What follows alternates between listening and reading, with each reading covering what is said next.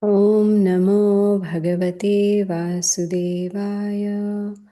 Om Namo Bhagavate Vasudevaya.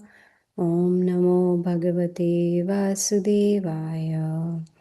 Narayanam Namaskritya Naram Chaiva Narottamam Devim Saraswatim Vyasam Tato Jayamudirayet Nashtaprayeshu Abhadreshu Nityam Bhagavata Sevaya Bhagavati Uttama Shloke Bhaktir Bhavati Naishtaki.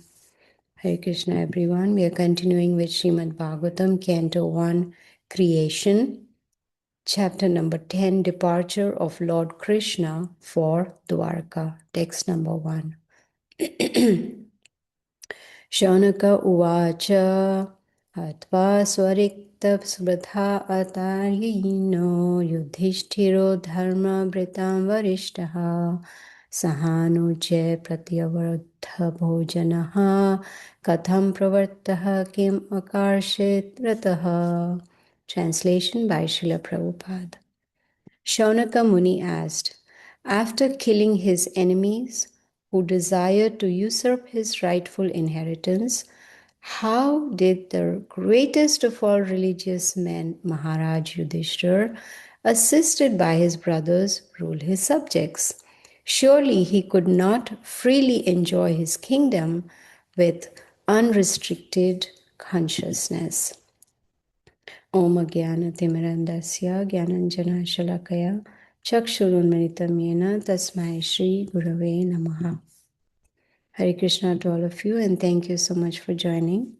So this chapter will show us how the residents of Hastinapur, where all the Pandavas lived, what was their level of devotion, their bhakti, and how did they feel when Krishna was beginning to leave Hastinapur to go to Dwarka.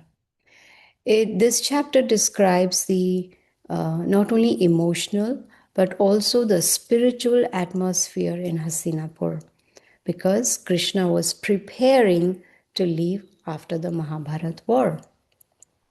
So this verse that we read this morning about Shaunaka Rishi, who is talking to the sages there, who is asking question to Sutta Goswami, that how did Yudhishthir Maharaj, who became the king, how did he rule? How was he assisted by his brothers? But the most important point of this verse was that he did not freely enjoy with unrestricted consciousness. So very important. See, when the senses are not under control, there is havoc.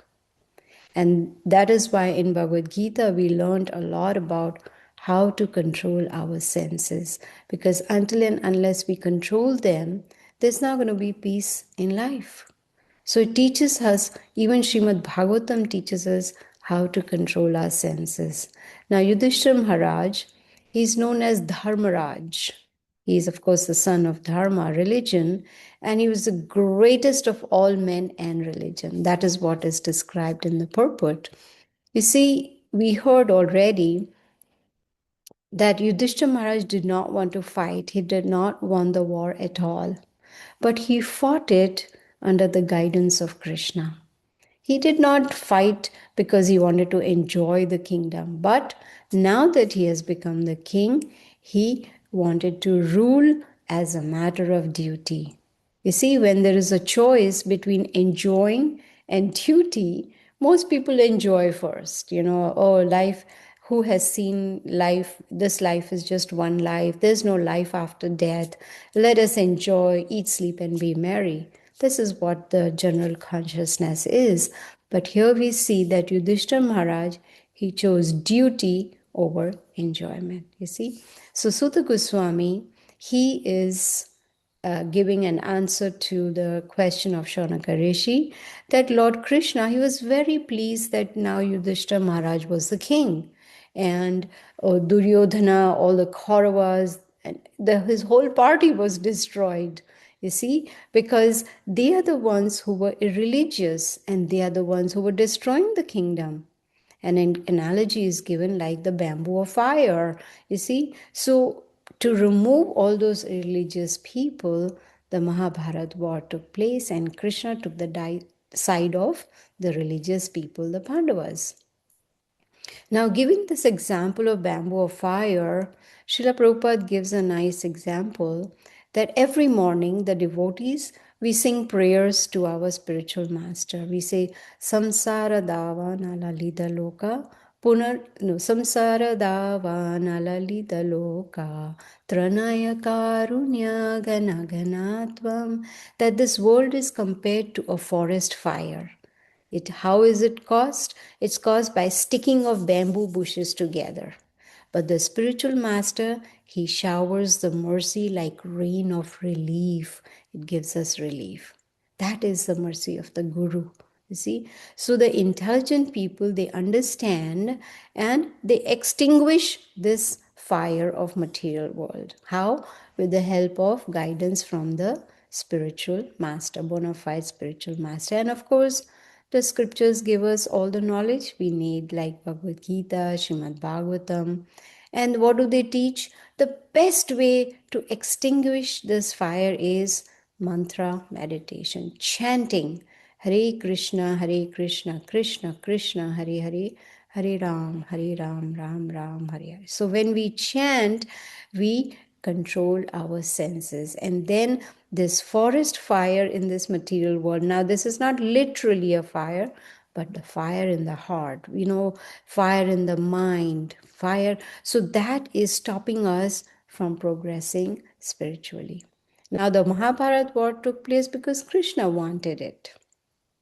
And here we see Yudhishthir Maharaj, he already got wonderful advice and guidance from Bhishma Dev before he left his body. You see, so Yudhishthir Maharaj, taking that guidance from Krishna, from Bhishma Dev, he started engaging himself to be a perfect king.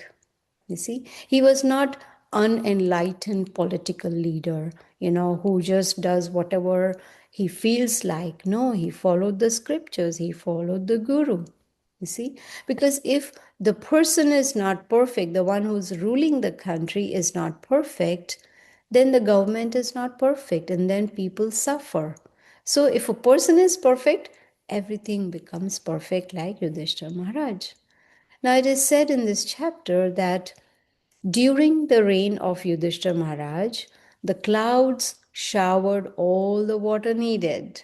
The earth produced all the necessities. The cows were very happy. They gave unlimited milk. And due to ample rain, the grains and fruits, everything grew in abundance. There were no slaughterhouses in the kingdom of Yudhishthira Maharaj. You see? Why? Because the cows and the living entities, he believed that all living entities need to be protected. It doesn't matter whether they are humans, animals, fishes, birds, it didn't matter at all. Everyone should be protected. But now, in this world, what do we see? There are so many slaughterhouses. The animals are killed for personal sense gratification to enjoy the senses, right? It is said there was a survey done where they said 9 billion animals, 47 billion fish, 8 billion chicken are killed every year in America only. Now we can calculate around the world. It's mind boggling. There is no protection for living entities in today's world, you see. And how does the rainfall come? The rainfall is not under the control of a human being. It is the department of Indradev. When he is pleased, he sends rain, and he sends rain only when we perform a sacrifice. You see? Rain comes from sacrifice, and the sacrifice for this age is chanting the holy names of the Lord. You see? Even though Indra controls the rain, but he is under the control of Krishna. So this chapter states that how people in the kingdom of Yudhishthira Maharaj were very happy and peaceful. Why? Because they were spiritually inclined. Yudhishthira Maharaj had no enemies. No one was disturbed. There were no diseases. There was no excessive heat or cold. You see, because the king, he made sure that everyone in his kingdom was free from anxiety and disease.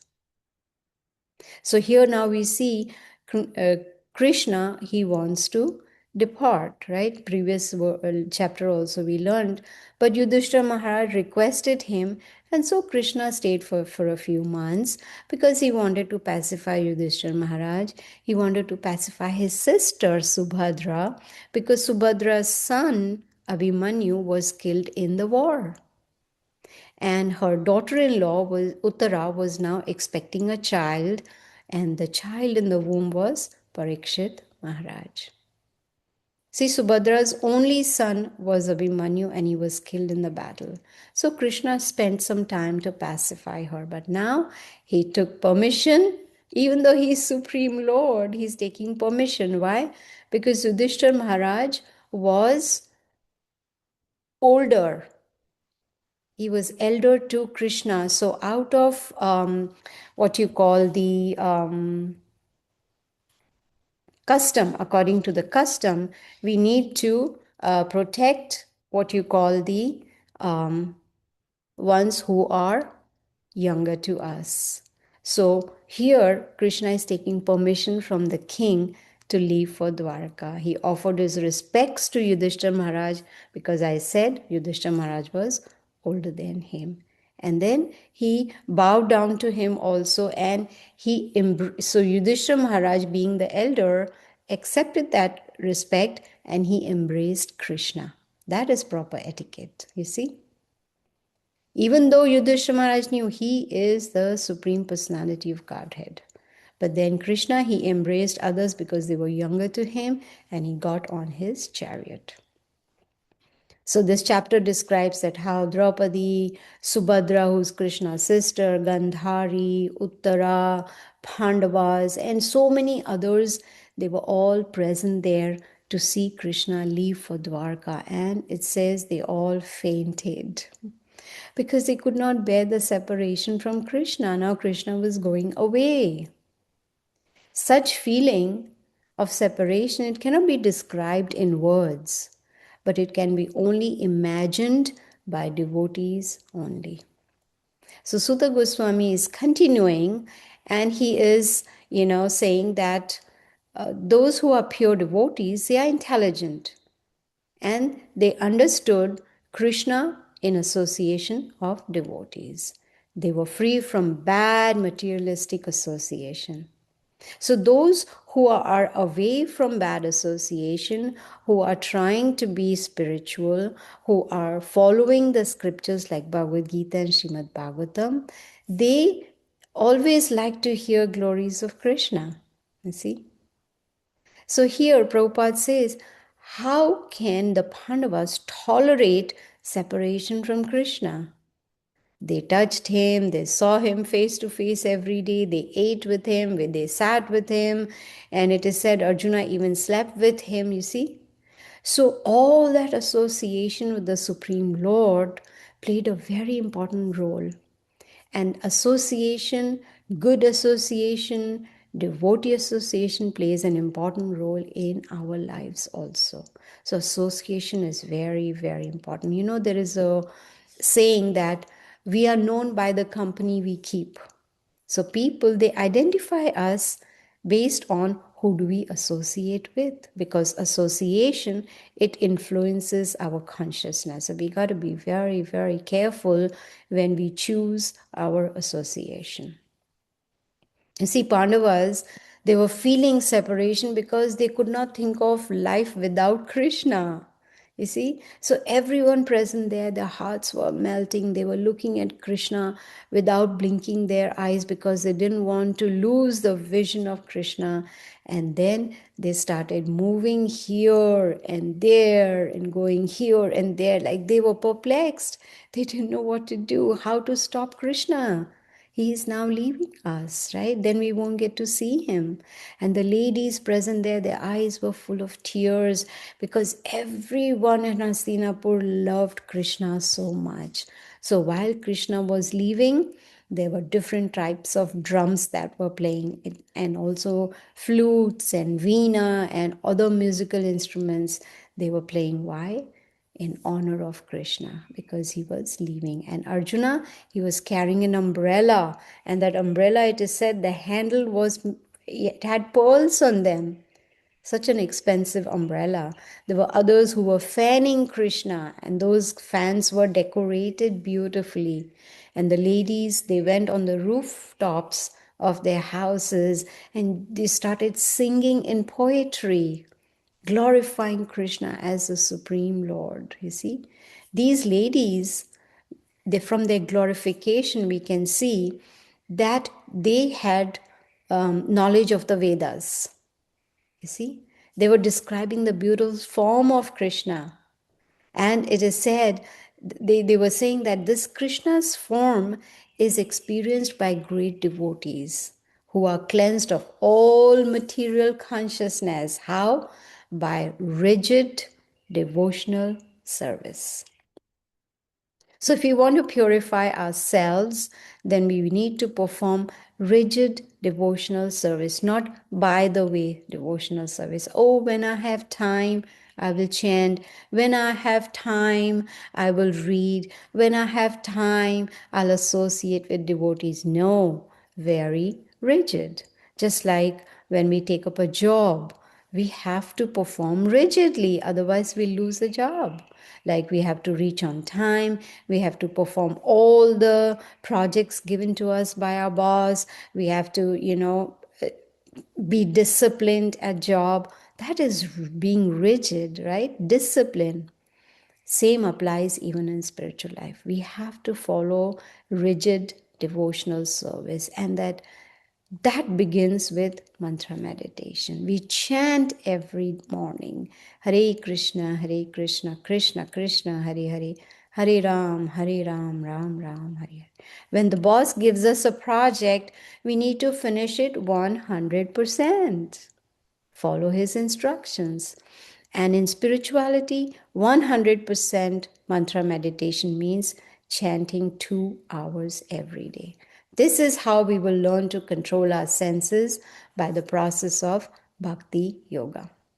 Now, Krishna, he shows special mercy to those who perform bhakti yoga very rigidly, those who are faithful to him.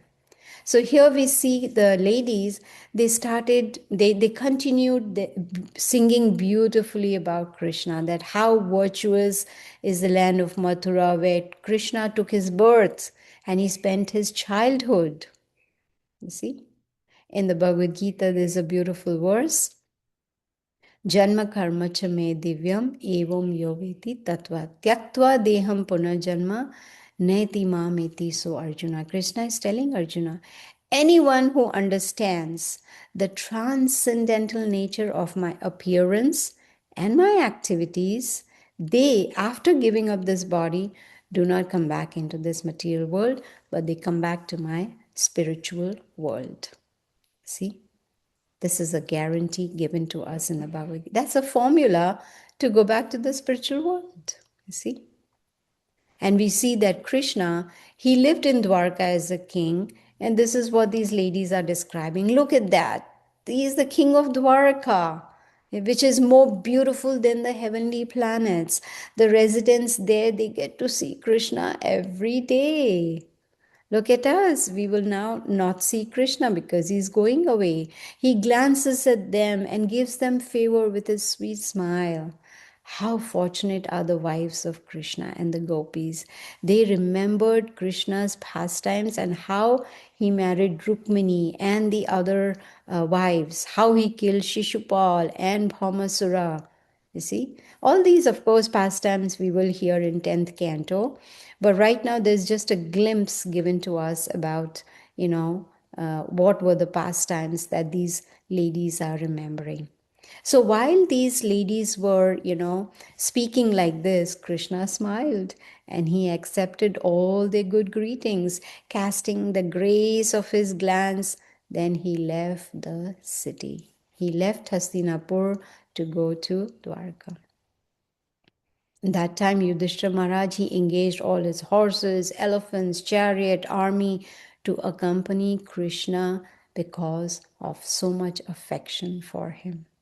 The Pandavas, of course, accompanied Krishna for a little distance, and then they were overwhelmed with thought of separation. Krishna persuaded them, go back home. I'll go on my own to Dwarka. Please go home. Right? He kept telling them. And then finally they heard, and Krishna proceeded towards Dwarka.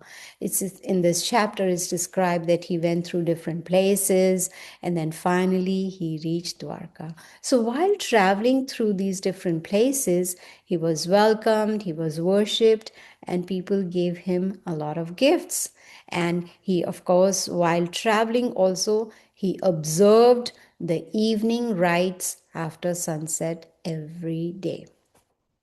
You see, he appeared as a human being, so he was showing us by his personal example what is the duty of a human being. Evening prayers are very important, just like morning prayers. One should chant in the morning, read Bhagavad Gita, read Srimad Bhagavatam in the evening.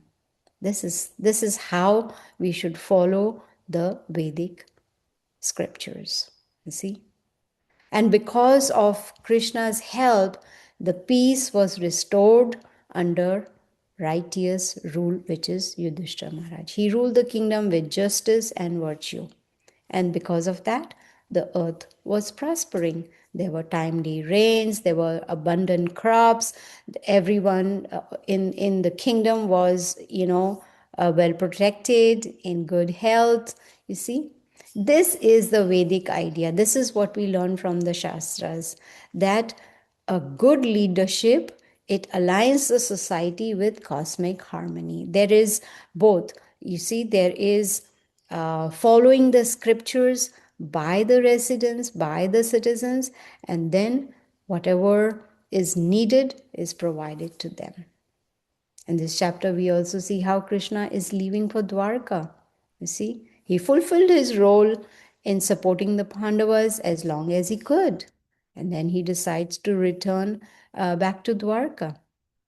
And we see that how this departure, it creates deep sorrow among the residents of Hastinapur. In fact, it is said, separation brings people closer.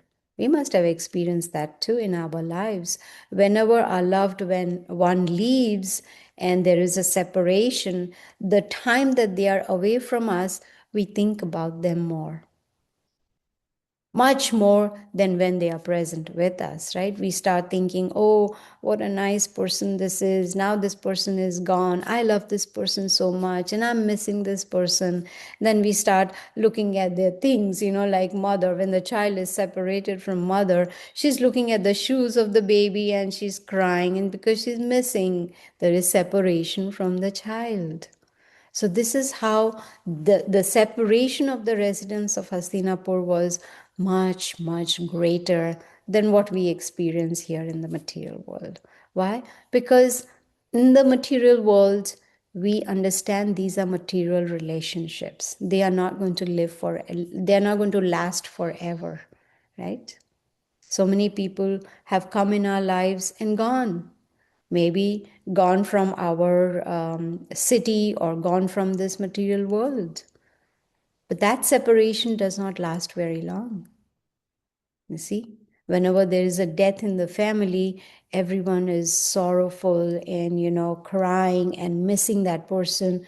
But after a few days, life goes back to normal. I'm sure we all have experienced that, right? No one really thinks about them. Maybe once in a while we may think about them. Oh, yes, I remember they did this or they did that, and I'm missing that person. But we are not in sorrow all the time. But here there's a question of the Supreme Personality of Godhead. So here, these residents, they knew he is God. He's the one who has protected us for such a long, and we love him. And they love him with all their hearts. Why? Because they are pure devotees of the Lord. They have understood the position of Krishna. They've understood their own position, that they are just the eternal servants of the Supreme Lord. And in this chapter, we also see how they become emotional to say goodbye to the Supreme Lord. You see? Everybody, men, women, children, they all gather to see Krishna leaving for Dwarka. And in this chapter, we see how they are glorifying Krishna with love and devotion, recalling all his qualities, his pastimes. You see? Why are we studying Srimad Bhagavatam? So that we can connect with Krishna, so that we can hear about him, hear his glories, and develop love for him. And that will become possible only when we chant every day, because chanting those sound vibrations help us to purify our heart, purify our senses, purify our intelligence, purify our whole body. You see? We heard how women, they were expressing heartfelt prayers and admiration for Krishna. They didn't see him just like as a great hero who helped them. No, they knew he is the Supreme Personality of Godhead. And even though Krishna is complete, he is spiritually complete, his independence, that he doesn't depend on anyone, he doesn't want anything from anyone. But yet he has this relationship with his pure devotees. His devotees, they feel intense separation from him. That is the stage of pure devotion. But we are very fortunate that today we are hearing Srimad Bhagavatam, thanks to Srila Prabhupada, who gave us all these translations and purports so that we can understand how to reach that stage of pure love for the Lord, how to reach to the stage of pure devotion. So this whole chapter, it highlights that devotion. It's the devotion, it's the bhakti that is very, very powerful, and it can be not only powerful but an emotional and a personal path for us. How it can lead us to the spiritual world. So this Srimad Bhagavatam is not just a book of stories. No, we need to learn what is the moral of the chapter, each and every chapter.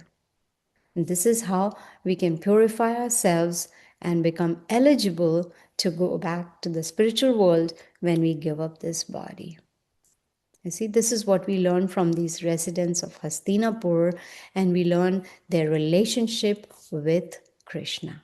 You see, this is the summary of this chapter, and I'm going to stop now. So if